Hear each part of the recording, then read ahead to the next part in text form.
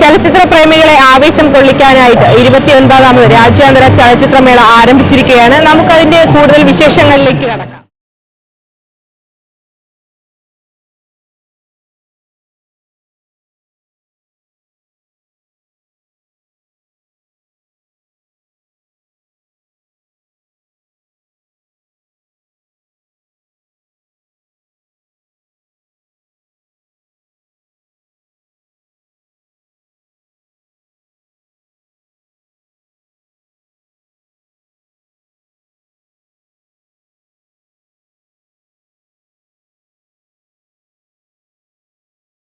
First ടൈമാണ് ഞാൻ വരുന്നത്.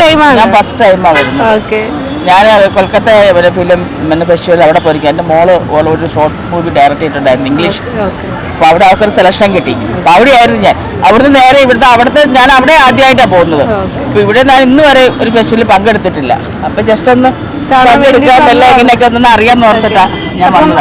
ഇത്രയും സമയമായിട്ടും എന്താണ് ഇത് ഇപ്പൊ കണ്ടതിനെ കുറിച്ച് ഒന്ന് മനസ്സിലാക്കാൻ നല്ല അടിപൊളിയല്ലേ? ഇപ്പൊ പല സ്ഥലത്തും പല പല തിയേറ്ററിൽ പല പടങ്ങൾ ഓടുന്നു, എല്ലാവർക്കും കാണേണ്ട അവസരങ്ങൾ കിട്ടുന്നതൊക്കെ നല്ലൊരു കാര്യമല്ലേ? നമുക്ക് സിനിമകളെ പറ്റി നമുക്ക് അറിയാൻ പറ്റുന്നു. നല്ല നല്ല സിനിമകൾ നമുക്ക് കാണാൻ പറ്റുന്നുണ്ടല്ലോ.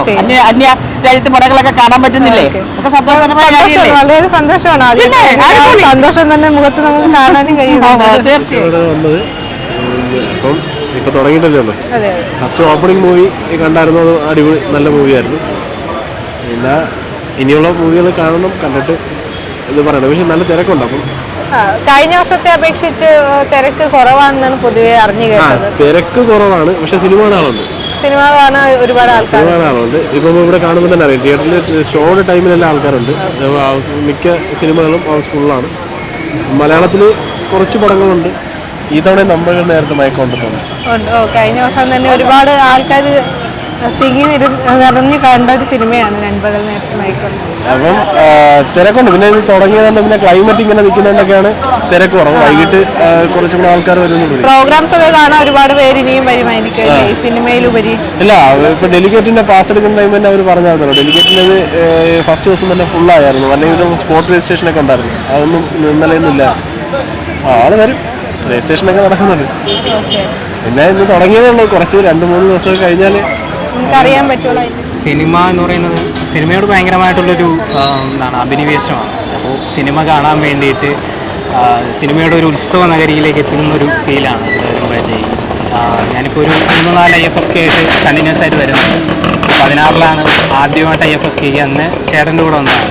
അതിനുശേഷം ഇതേപോലെ എല്ലാ IFFKക്കും വരണമെന്ന് ഇങ്ങനെ വിചാരിക്കും. പറ്റാവുന്ന രീതിയിൽ സമയം കണ്ടെത്തി വരാറുണ്ട്.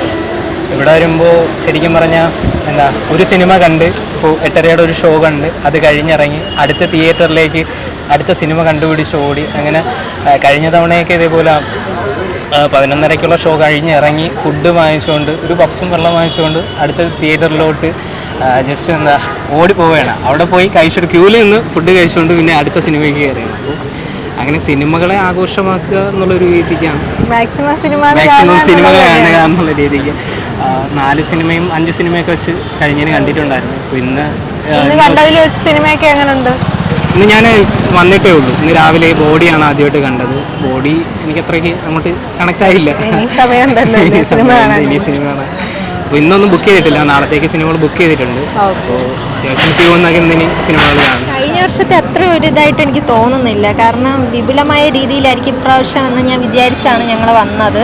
പക്ഷേ അത് അത്ര ഒരു വൈബ് ഇവിടെ കിട്ടുന്നില്ല. കാരണം കഴിഞ്ഞ പ്രാവശ്യം ആയാലും പിള്ളേർ സെറ്റ് ഒരുപാടുണ്ടായിരുന്നു. ഇപ്പം അത്രയ്ക്കുള്ളൊരു വൈബില്ല. ഇനി മഴയൊക്കെ ആയതുകൊണ്ടാണോ, തുടക്കമായതുകൊണ്ടല്ലേ ഇന്ന് സ്റ്റാർട്ട് ചെയ്തതല്ലേ ഉള്ളൂ. ഇന്നലെ വലിയൊരു ഓളം ഇല്ലായിരുന്നു. ഇന്നലെയും ശൂന്യമായ ഒരു അന്തരീക്ഷമായിരുന്നു. അപ്പം വരും ദിവസങ്ങളിൽ നല്ലൊരു വൈബ് പ്രതീക്ഷിക്കുന്നു. ചലച്ചിത്രമേളയ്ക്ക് ഒരു തുടക്കം മാത്രമേ ആയിട്ടുള്ളൂ. ഇനിയും വരും ദിവസങ്ങളിലെ വിശേഷങ്ങളുമായി നമുക്ക് വീണ്ടും കാണാം.